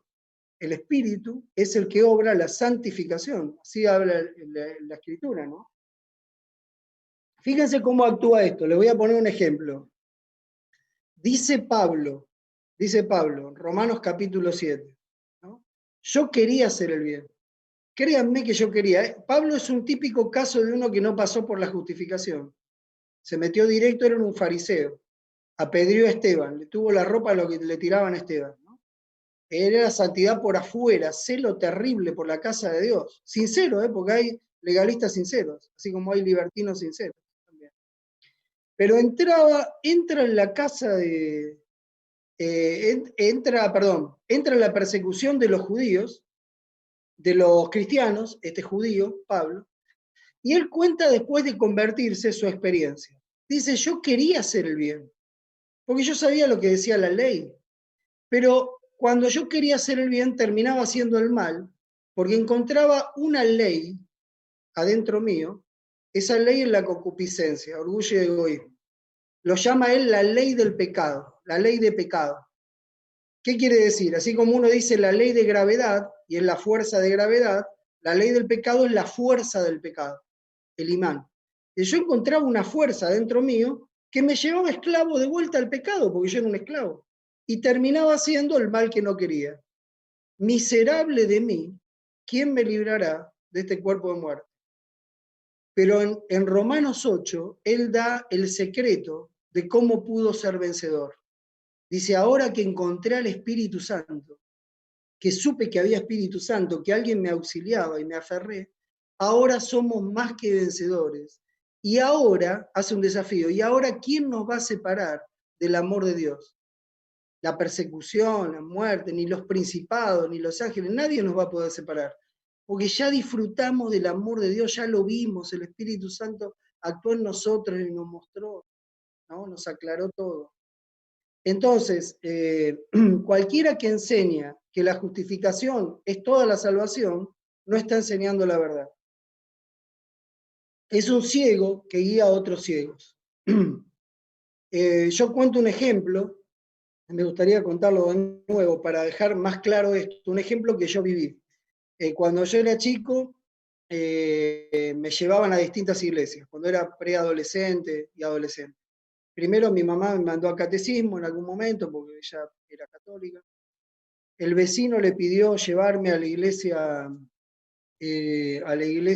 de los Hermanos Libres, me empezó a llevar los sábados de tarde, me llevaba a medianoche a la iglesia de los Hermanos Libres, después los domingos a la mañana también. El vecino se peleó con los Hermanos Libres después de un tiempo que estábamos yendo ahí y se hizo bautista, entonces me llevaba a los bautistas, yo ya conocía otra más.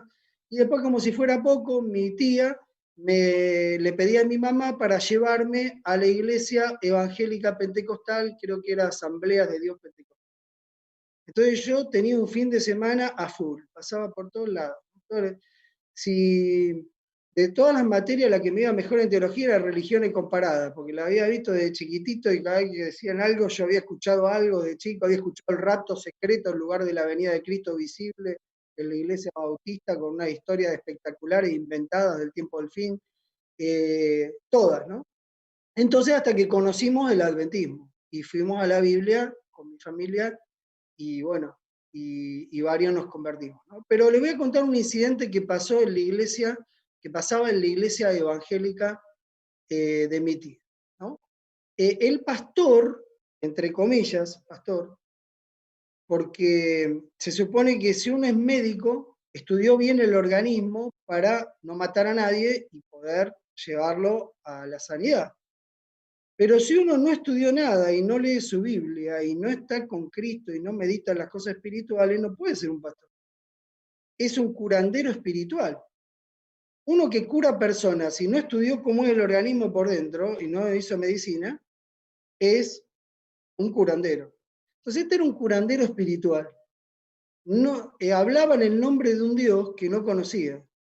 Después se mostró claramente por los hechos de su vida. Más adelante, cuando le quedó evidente a toda la congregación que no era un siervo de Dios como él había dicho. Pero cualquiera que tiene un buen garage y una buena habla, un buen lenguaje, o convence o es muy seguro, puede levantarse en un ministro de Dios, ¿no? Entonces ahí estábamos, en la iglesia de este hombre. Ciego guía de otros ciegos, ¿no? Él tenía una costumbre muy fea que no está en el plan de salvación y por lo tanto es una abominación también a este plan de salvación. En un momento del culto, él decía que todos los miembros tenían que confesar sus pecados. Y uno dice, ¿pero qué tiene de malo eso? ¿Se arrodillaban y confesaban? No, tenían que confesarlo en público. Cada miembro tenía que decir lo que había hecho, o lo que había hecho, porque tenían el concepto de que el pecado era un acto, ¿no?, de malo en esa semana. Yo diría que eso estaba peor, si es que se puede peor, porque las dos cosas estaban mal, que confesarle a un sacerdote, que el santuario no te enseñaba, pero por lo menos le confesaba a uno. Acá le tenía que confesar a toda la iglesia. Imagínense, la iglesia empezaba media vacía, pero a la hora de la confesión pública de pecados, no faltaba uno. Cartón lleno. Yo creo que el pastor lo hacía por el atractivo, y después juntaba las ofrendas ahí, casualmente, ¿no?, en el momento de posterior a la confesión de los pecados. ¿Por qué? Porque todo el mundo es chusma, ¿no?, y quiere saber, a ver, en qué cayó la otra, mi hermana, ¿no?, qué hizo, a ver. Era, pero imperdible, porque todo el mundo quería, menos los niños, que no nos gustaba todo eso, a mí me molestaba bastante, ¿no?, pero todos querían escuchar la novela del domingo, ¿no?, a ver qué había hecho fulano de tal. Un día llegó una visita. La visita era un matrimonio, un hombre medio muy pobre, de condición muy pobre, con la esposa toda tímida, tembleque, y tres nenitos que entraban temblando, tímidos, ahí atrás, uno de mi edad y otros por la edad mía, entraron ahí, un matrimonio nuevo que lo habían invitado. Llegó la hora de la confesión de pecados, y uno dice, bueno, por lo menos la visita quedarían exentas. No, no se salvaba a nadie. Todo, la visita, si usted quiere quedarse acá con nosotros, tiene que confesarle a Dios su pecado acá, adelante de todo. Y el hombre empezó, no sabía cómo empezar porque le daba vergüenza, pobre, ¿no? Pero dijo, yo quiero confesar que soy alcohólico. Y quiero confesar que golpeo a mi esposa y a mis hijos cuando estoy alcoholizado. Y empezó a contar y empezó a llorar. Y todos empezamos a llorar, porque fue totalmente conmovedor. Y entonces el pastor le dijo, ahora te declaro por el Espíritu Santo, estás libre de todo pecado y vas a vencer, ¿no? Y te declaro vencedor. Y no sé qué más, toda esa parla de cosas que le decía. Entonces yo me fui contento, le dije a mi mamá, digo, qué contento que estoy yo. Hay 3 nenes que van a dormir tranquilos y una señora, porque un borracho se arrepintió y dijo tal cosa, le conté todo. Y mi mamá, incrédula, me miró y dijo, ah, qué bueno. No me quiso desilusionar, pero yo me quedé medio... Se ve que ella no venía a la iglesia, me mandaba a mí con mi tía que me quería llevar. Y entonces avanzamos, ¿no? Segundo domingo. El borracho se levanta, el ex borracho, teóricamente, y dice, volví a tomar. Otra vez le pegué a toda mi familia. No, todo, bueno, pero igual te declaro vencedor. Tercer domingo, le pegué a mi esposa, tomé alcohol de vuelta. Cuarto domingo, yo ya para ese entonces, yo creía que era una persona buena, pero para ese entonces, digo, no, yo era chico, pero trataba de hacer fuerza para cerrar los oídos, porque no quería faltar el respeto poniéndome la mano en los oídos, pero me molestaba. Y yo creía que el borracho era falso. Hoy tengo toda otra impresión. Hoy mi impresión es que el pastor era un falso y que el borracho era sincero. Solamente que el ciego lo llevaba al pozo. Porque como el pobre hombre, si era libre de culpa, ¿cómo podía no volver a caer si no había sido libre del poder del pecado? Nunca un pecador, sin la ayuda del cielo, puede liberarse del poder del pecado. ¿Qué simbolizaban estos 3 muebles en el perdón de pecados? Simbolizaba, la mesa tenía panes, el sacerdote comía todos los días los panes. Esto simboliza que si vos querés que el poder del pecado tenga menos fuerza en vos, le tenés que dar lugar a Cristo para que entre en tu experiencia. Cristo es el pan, que tiene que entrar adentro tuyo, por eso lo comía. Yo soy el pan de vida, dijo Cristo. El que no me come, lo dejaron de seguir un montón cuando dijo eso en Juan, ¿se acuerdan?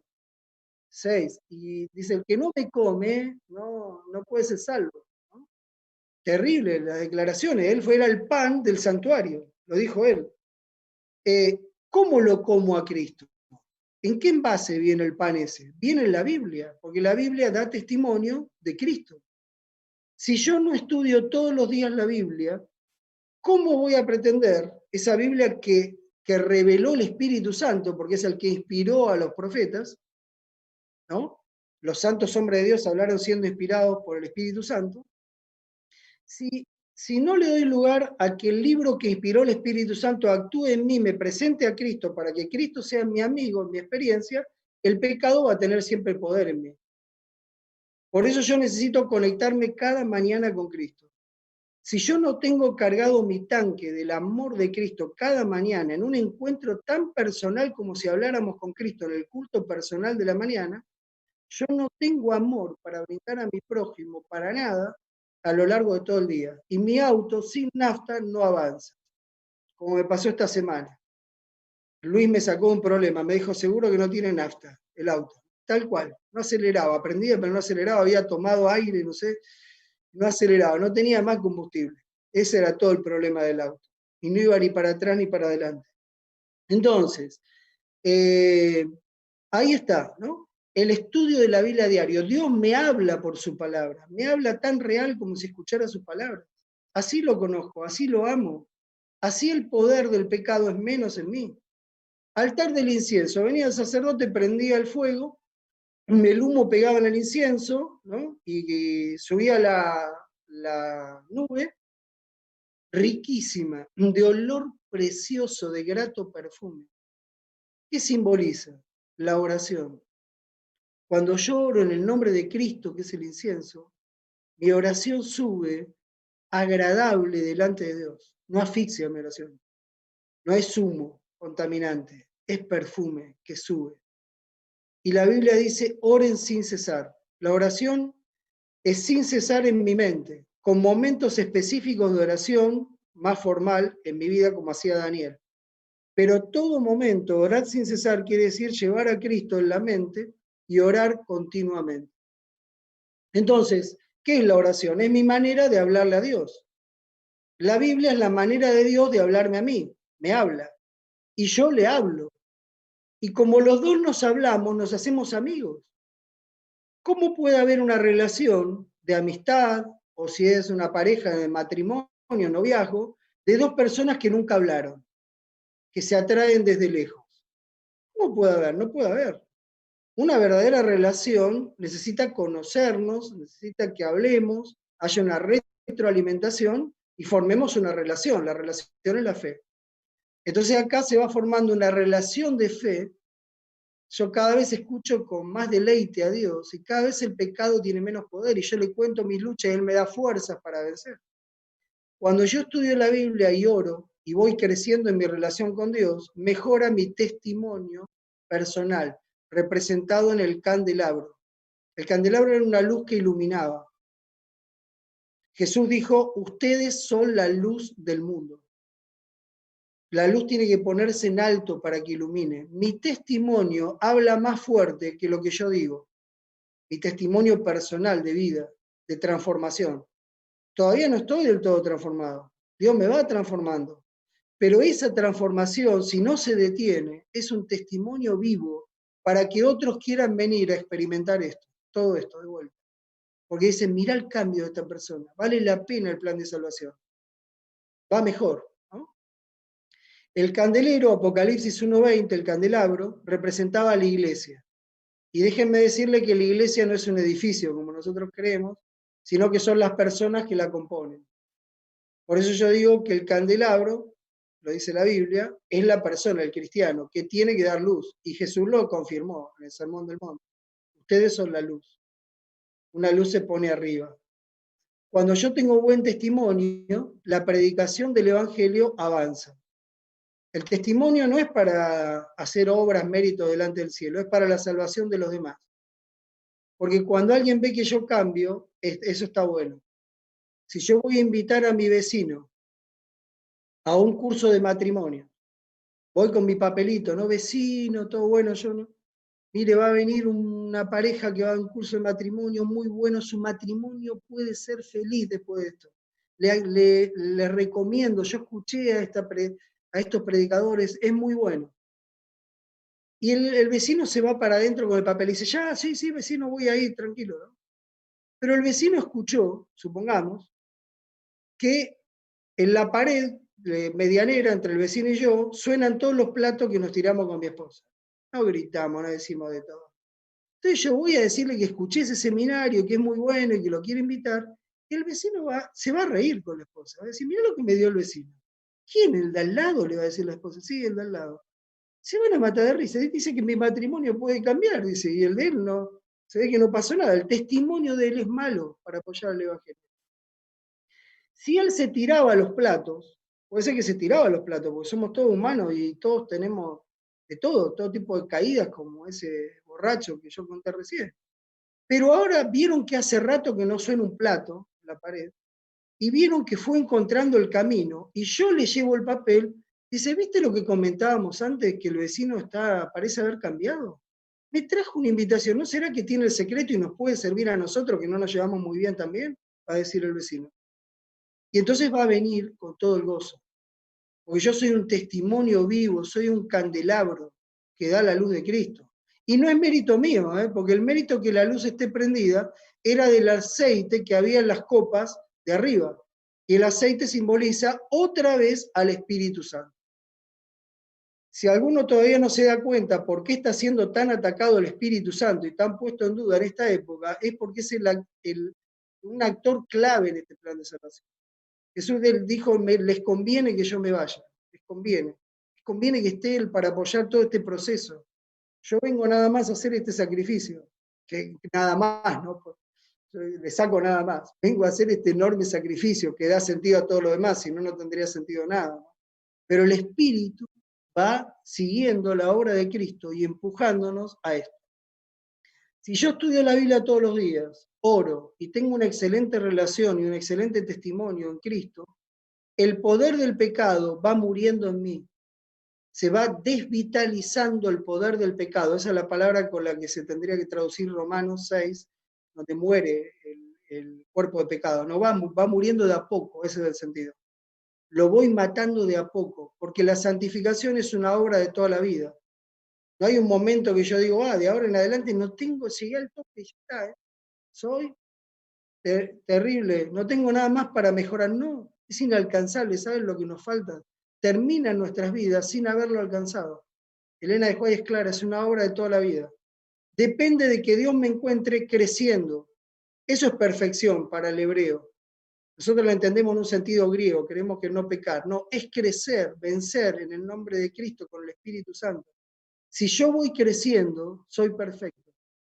¿Cuándo soy imperfecto? Cuando dejé de crecer y estoy estancado en la experiencia espiritual. Y quiero invitar hoy a los que tienen esa experiencia espiritual estancada que lo piensen, porque esto es un llamado de Dios para que nos desestanquemos. Estamos llegando al final y Dios quiere que el pueblo sea fiel y ferviente y triunfante. Todavía no alcanza, ¿eh? Hace falta un proceso más. Este proceso yo lo pongo acá, pero ustedes ubíquenlo en el velo si le quieren buscar un lugar preciso. La glorificación viene de la palabra gloria, que significa brillo, resplandor, todo lo que ilumina, lo que dije antes.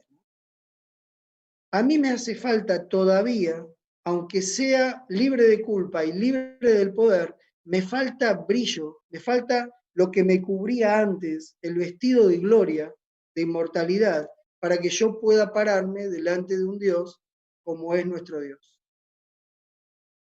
Algunos le enseñan que los que van al cielo ya están delante de Dios. ¿Cómo si no pasaron la glorificación? Que según mi Biblia y el plan de salvación, se verifica en la segunda venida de Cristo. Cuando esto mortal se vista de inmortalidad y esto corruptible se vista de incorruptibilidad. Gloria, brillo. Cuando Cristo venga me va a librar de la presencia del pecado y me va a cubrir totalmente con su sacrificio. Me va a cubrir de su gloria, porque Él lo merece, porque su sacrificio fue acepto, fue puro, porque no escatimó nada. No escatimó el ser igual a Dios como cosa que aferrarse, dice la Biblia, sino que se despojó de todo y se hizo semejante a nosotros y murió en la cruz. Increíble, increíble historia de amor en el Evangelio eterno. Y cuando soy libre de la presencia del pecado que no me dejaba ser feliz, libre de la culpa, libre del poder y glorificado y libre de la presencia del pecado, estoy listo para pararme delante de Dios, abrazarlo y agradecerle semejante salvación. Es más, este amor me va a mover a una acción que dice la Biblia que vamos a tener. Primera acción cuando entremos en el reino de los cielos. Cuando en la segunda venida Cristo nos lleve al reino de los cielos, lo primero que vamos a hacer es ver a Cristo mucho más alto que todos nosotros, ver a Adán mucho más alto, no tanto como Cristo, abrazándose, Padre de todos nosotros, Adán. De los genes de él salimos todos.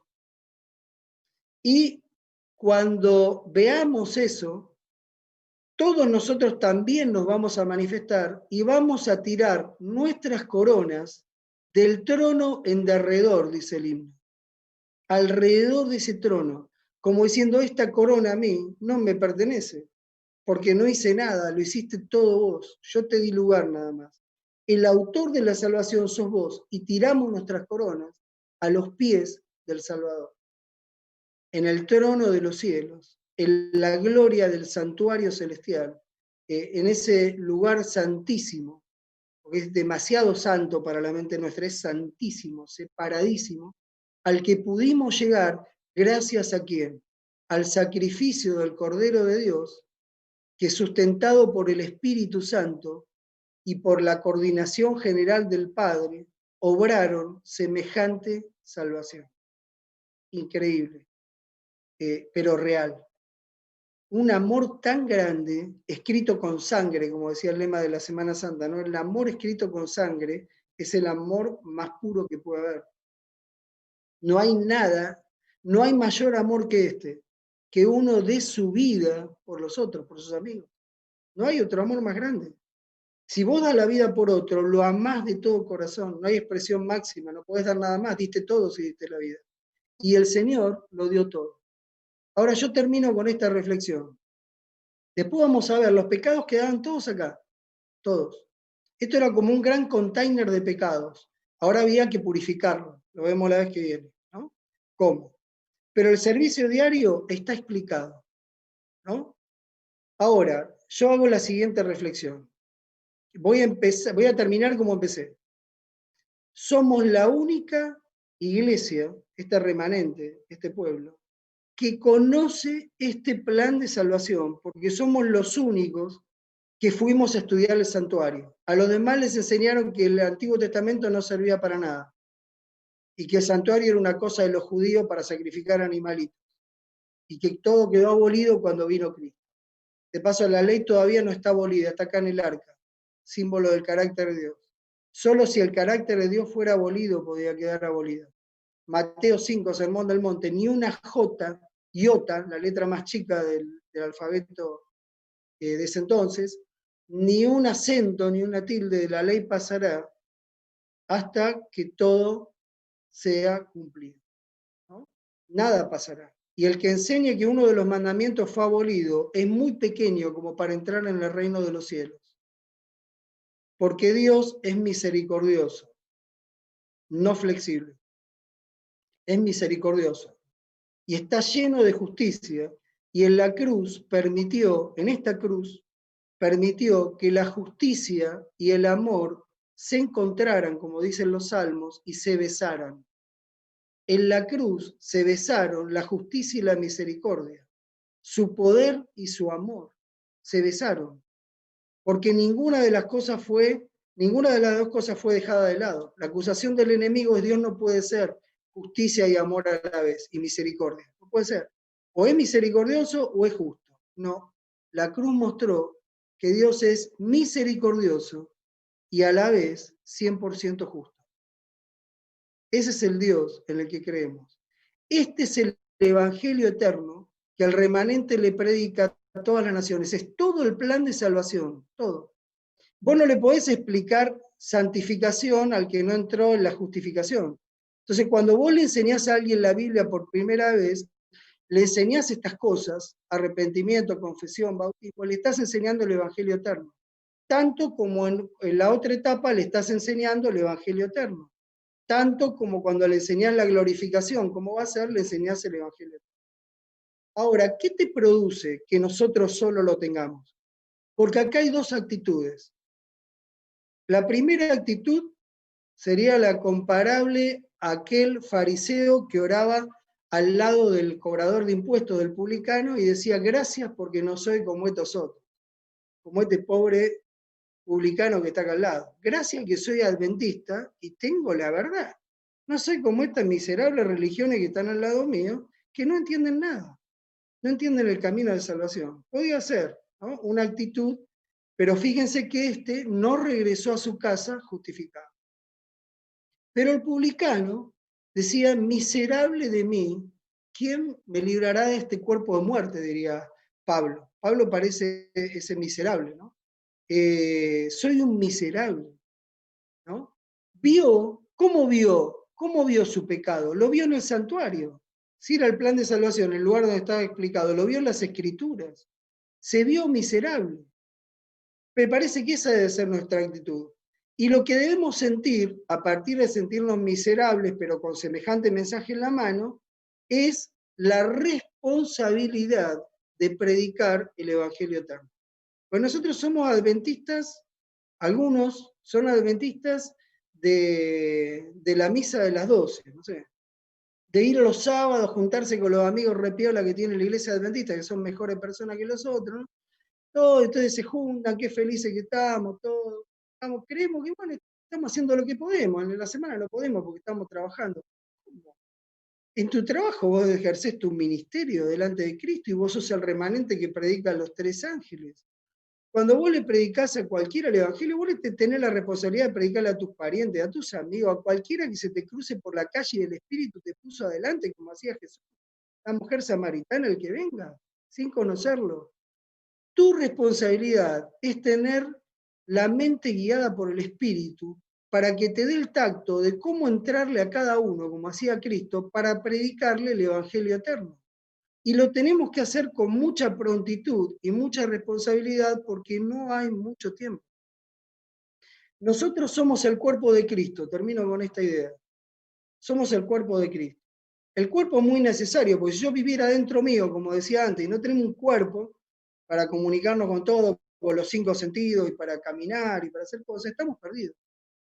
Si somos el cuerpo de Cristo, y nosotros no hablamos en el nombre de Cristo, Cristo es mudo. Si el remanente no habla y no cuenta el Evangelio eterno, ¿cómo va a ser Cristo si Él no habla sobrenaturalmente de los cielos? Lo va a hacer en el momento final nada más, con una frase corta: el que fue justo sigue siendo justo, y el injusto sea injusto todavía. Pero ¿cómo va a ser Dios para hablarle a los que están afuera en el campamento, donde estabas vos un tiempo atrás? ¿Cómo va a ser? Dios, lo hago a Dios mudo. ¡Qué responsabilidad! Me tiembla la responsabilidad en las manos. Si yo no hablo, el cuerpo de Cristo es mudo, Dios es mudo. Si yo no camino para buscar al necesitado, Dios es paralítico y el cuerpo de Cristo no tiene piernas. Si yo no abrazo, Dios no tiene brazos. Si no acaricio al necesitado, Dios es manco, no tiene manos. Por eso, este mensaje pone arriba del remanente un gozo. Es verdad que tenemos que estar contentos de tener el camino verdadero, porque a nadie le gusta estar engañado. Pero lo tenemos que transitar, lo tenemos que disfrutar y lo tenemos que predicar. Esa es la responsabilidad. Porque los 3 ángeles tenían el mensaje que la gente tenía que escuchar. Y nosotros, el remanente de Dios surgido en 1844, que tiene documento profético, no es cualquier iglesia, nació en el momento que la verdad tenía que ser restaurada y que el juicio comenzaba en el cielo, era el pueblo que lo tenía que predicar. Era el pueblo que vivía en la época del juicio, que empezó en 1844. O sea, la Odisea. Laos pueblo di que justicia o juicio. El pueblo del juicio. Somos nosotros, la última generación. Es verdad que no tenemos ningún elogio, somos la única iglesia, el único periodo de la iglesia que no tiene elogio. Pero también es verdad que tenemos la invitación más linda y que vamos a cantar un canto, los 144.000, que nadie podía cantar. Que solamente los 144.000 podían cantar como parte especial en ese reino de los cielos. Pero la pregunta es, ¿qué vas a hacer con este mensaje del Evangelio eterno que Dios te puso en las manos? ¿Lo vas a compartir o te lo vas a guardar? Porque Dios siempre que da algo, espera una respuesta. Y es para hacer algo. Los dones que Dios te dio, ¿qué vas a hacer con esos? ¿Lo vas a usar solamente para trabajar y ganar tu sustento y nada más? ¿O lo vas a utilizar para el avance del Evangelio? Tu tiempo, ¿lo vas a utilizar todo para vos y un ratito para Cristo ahí cuando tenés que ir a la iglesia? ¿O vas a usar todos los días para Cristo? Tus tesoros, tu plata, ¿a dónde la pensás llevar? Tus bienes materiales, tu auto, ¿lo vas a usar para el servicio de Dios o lo vas a usar egoístamente? Tu cuerpo entero, tu templo del Espíritu, estoy hablando de las 4 T que nosotros como administradores de las cosas de Dios tenemos para llevar adelante el Evangelio. ¿Cómo lo vas a usar? Dejo esta reflexión final esperando que todos nosotros que somos hermanos en Cristo podamos irnos a dormir con este pensamiento y responderle a Dios en la oración personal de qué lado nosotros vamos a estar. Si vamos a valorar el Evangelio eterno y lo vamos a llevar o no lo vamos a llevar. Hay una canción que habla de la lluvia del Espíritu, ¿no? Dice, Señor, mándanos lluvias copiosas que vienen del Consolador para que nos den fuerza. Pidamos esa lluvia. Pidamos que nuestro instructor, el Espíritu Santo, nos lleve adelante en la experiencia de la salvación para que podamos enseñarle a otros el camino hacia el Padre. Y que un día, cuando estemos delante del Padre, nos gocemos todos y para siempre seamos libres, libertados de esta esclavitud del pecado que el enemigo nos trae. Qué inmenso amor. Reflexiona esta noche en el amor de Dios. Que Dios te bendiga. Marcel, gracias.